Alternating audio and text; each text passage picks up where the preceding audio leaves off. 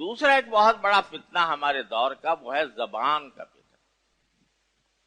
زبان اللہ تبارک و تعالی نے ایسی چیز عطا فرمائی ہے کہ اگر ہم چاہیں تو اس کے ذریعے جنت کے خزانے اپنے نامہ اعمال میں ڈال سکتے ہیں.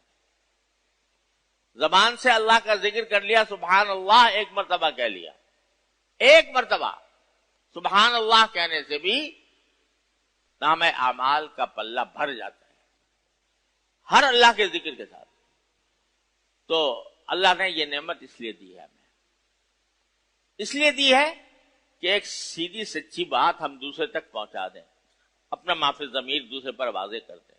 جن کو یہ نعمت میسر نہیں ہے ان سے دیکھو ان کے اوپر کتنی بے چینی ہوتی ہے، لیکن اللہ نے ہمیں یہ نعمت دے دی ہے.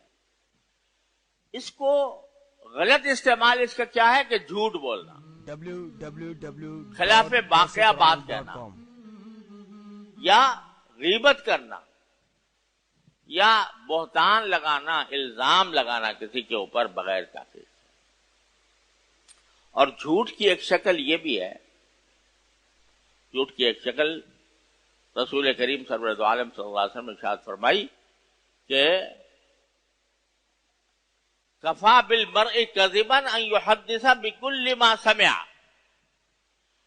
انسان کے جھوٹ کے لیے یہ بات کافی ہے کہ وہ جو بات بھی اس کے کان میں پڑ جائے اس کو آگے چلتا کر دے بغیر تحقیق کیے ہوئے. یہ بھی جھوٹ ہے، یہ بھی گناہ ہے. افواہیں پھیلائی جاتی ہیں، ان افواہوں کو بغیر تحقیق کے آگے بڑھا دینا یہ بھی گناہ ہے، گناہ عظیم ہے. اللہ تعالیٰ ہماری بات